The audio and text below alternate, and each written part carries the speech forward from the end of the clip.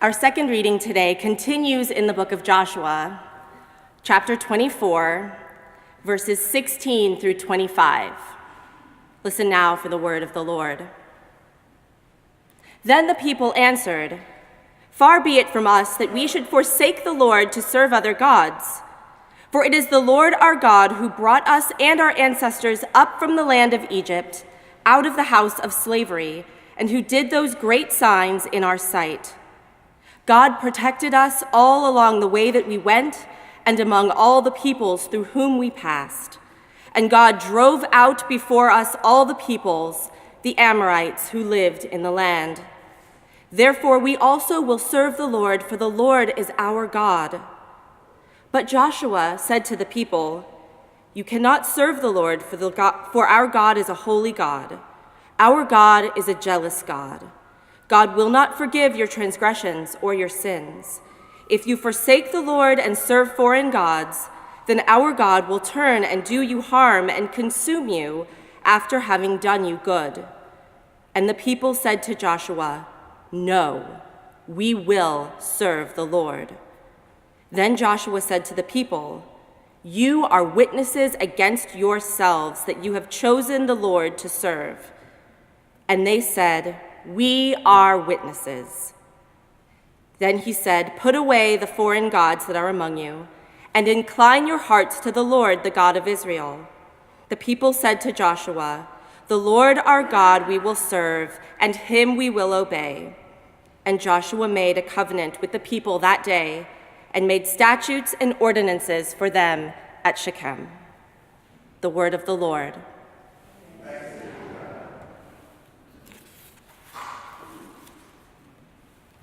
Imperial Beach, California, is a small oceanfront community at the southern tip of San Diego County. In many ways, it is the same as hundreds of other Southern California coastal neighborhoods. The people who live in the community are typical, a mix of beach bums and surfers, middle and lower income working families, and students. To the west, the blue Pacific Ocean extends out toward the sunset.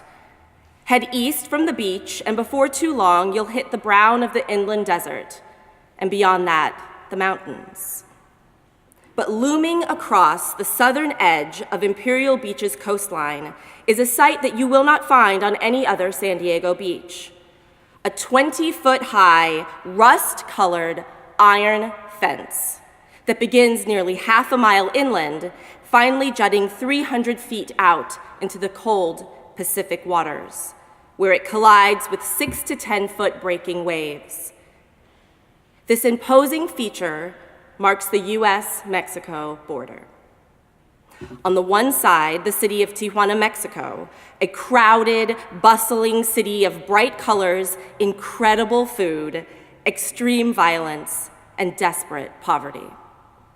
On the other side, Imperial Beach, California, USA, a surf town in a land of abundance, where most people are generally more preoccupied with how bad traffic will be on the 5 in the morning than where their next meal is going to come from.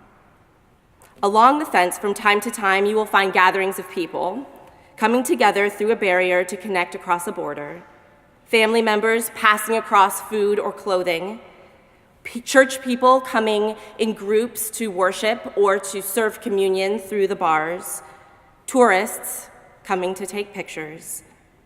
You'll also see little mementos, crosses, ribbons, love notes tied to or scrawled across the iron bars.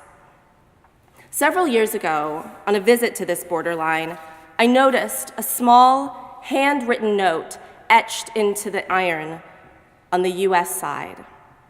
It read in part, "You think you own what you can claim, but this land doesn't just belong to you, and it never did."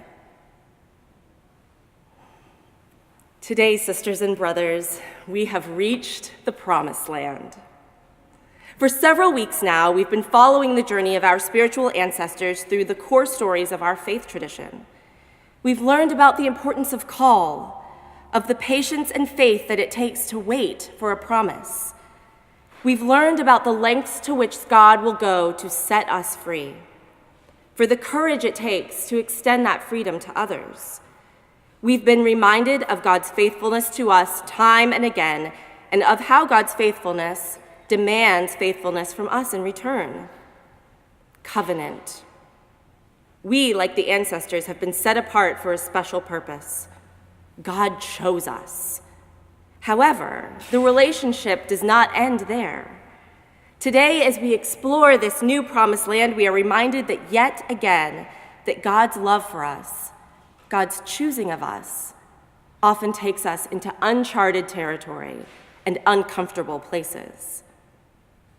The book of Joshua marks a departure, a new phase in the canon of the Hebrew Scriptures. This book is the story of the promise fulfilled.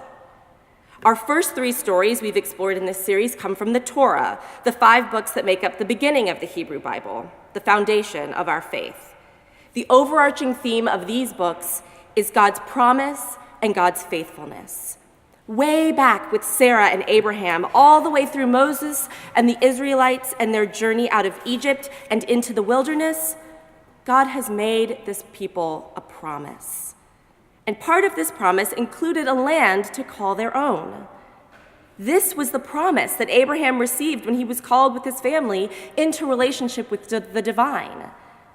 The book of Joshua begins the story of what happens to the people after the promise is fulfilled, as they wrestle with what it means to live into their covenant with God, now that God has given them the thing they have always wanted. The first half of this book tells the story of the conquest of the land. With God at their side, the Israelites lay waste to tribe after tribe on their way through the land that God has promised them. Chapter 6 tells the story of the toppling of Jericho, the mighty fortified city at the heart of the Promised Land. This may be a familiar story to some of you. Its drama and vivid imagery make it a popular theme for Sunday school lessons and religious children's books and songs. And our focus today is the final chapter, where Joshua, at the end of his life, reminds the people of Israel of all they have been through together since their time in the wilderness. He exhorts them to remember the God who brought them out of Egypt, out of the bondage of slavery. It was this God who made a pact with Sarah and with Abraham all those generations ago. This was the God of their foremothers and forefathers, the God that they had promised to follow and to serve, forsaking all others. Here in the final verses of this last chapter, Joshua is reminding the people of Israel not only of God's promise and God's faithfulness, but that they made a promise too. Remember how you got here, Joshua seems to be saying. Remember whose land this is. And now that you are in the land, do not forget all that you have promised to God. I'll be honest, I've had some struggles with this text. On the first reading, the Promised Land seems like a core story of our faith that should be easy to celebrate. It feels like a story of triumph. The ancestors have followed God's call, been freed from the bondage of slavery, have promised to be faithful to God and keep God's commandments, and now here they are at the land God has promised, and it is waiting for them with abundance and offering every good thing. In my recollection of this story from my years of parochial school, it was always one which we learned with a sense of celebration and even pride, often reenacting with solemn commitment to character the circling of the walls of Jericho and the blowing of the horn. We were encouraged to remember with pride how the tiny Israelite army rushed over the wall of the city, defeating and crushing the Jericho hordes, with the help of God, of course. This was, we were taught, the crowning achievement of the Israelite people under the leadership of Joshua. We were clearly encouraged to identify with the conquering, unbeatable Israelites. And this story was presented as a resounding affirmation that God is on our side, no matter what. It wasn't until I looked at this text again as an adult that I began to have some questions about my childhood understanding of this story. Especially as a 21st century American, I have mixed feelings about this journey into the Promised Land. There are so many questions that arise in the mind of the modern reader that don't have an easy answer in the text. Is it really safe to say that God is on our side, no matter what? If God has handed us the Promised Land, what is God calling us to do with this inheritance? When we reach the Promised Land, we have to make a choice. What is the story that we tell ourselves? Do we tell ourselves that we made it here by our own hard work and sheer determination? Or do we acknowledge that God was the one who brought us here, that the land and all of its good things truly belong to God? What does it mean for our lives if we take the challenge of Joshua seriously and live as though we are living in a land on which we have not labored and enjoying the fruit of vineyards that we did not plant? For so much of the rest of the world, we are living in a kind of promised land. We are living in a promised land, a land flowing with milk and honey, overflowing with abundance, and sometimes I feel like I am looking out at the rest of the world through 20-foot iron bars. As a culture, we sometimes find ourselves staring out at the poor and oppressed on the outside of this promised land over a Jericho wall that we've allowed to be created in order to protect us and the things we think belong to us. Because after all, we've earned them. We've worked hard for them. We've battled our way here through forces that were against us, and we deserve these things. But sisters and brothers, the message of our text today is, you did not get here by yourself. This land does not belong to you. It never did. How we respond to this message tells us a great deal about whether or not we are serving God in sincerity and faithfulness, as Joshua challenged the Israelites to do. Each day, you and I, we must choose whom we will serve. Will it be the God of justice or the gods of greed? Will it be the God of humility or the gods of power? Will it be the God of compassion or the gods of complacency and comfort? What is our promised land? What are we holding on to that we think should belong to us and no one else? What is the choice that each of us has to make? The choice that is like the choice that Joshua asked the Israelites to make. Choose today whom you will serve, Joshua says to us, as we watch a refugee crisis unfold half a world away.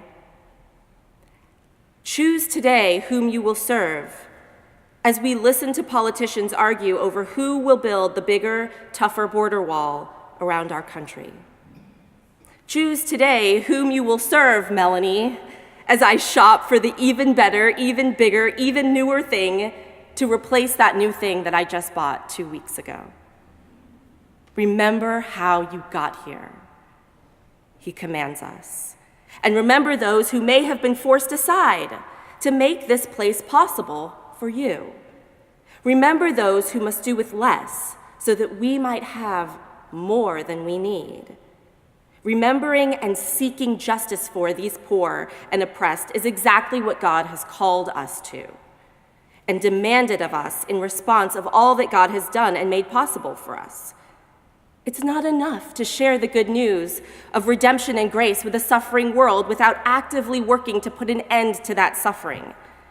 We cannot be content to offer people freedom in the great faraway hereafter while they suffer in the imprisonment of poverty, the voicelessness, or isolation today. We cannot command the walls of Jericho to fall for us or those we love or those who look like us or speak our language, only to build them right back up to keep out those who would come behind us. It may not even be a matter of looking beyond our borders. There are people among us today who are crying out for us to see them, to remember them, and to break down the walls for them. My friends, today we celebrate World Communion Sunday. As we stand here in the Promised Land, looking at the rest of the world all around us, the world that is close to us and the world that is far away, may we remember where we are and how we got here. When we see those who stand displaced by the choices and opportunities that make our life of abundance possible, may we serve with sincerity and faithfulness, remembering that nobody reaches the Promised Land by themselves. And may we obey the commandments of our almighty and all-loving God. To seek the Promised Land for ourselves is never enough. We may not rest until God's promised kingdom has come to all people, here and now. Amen.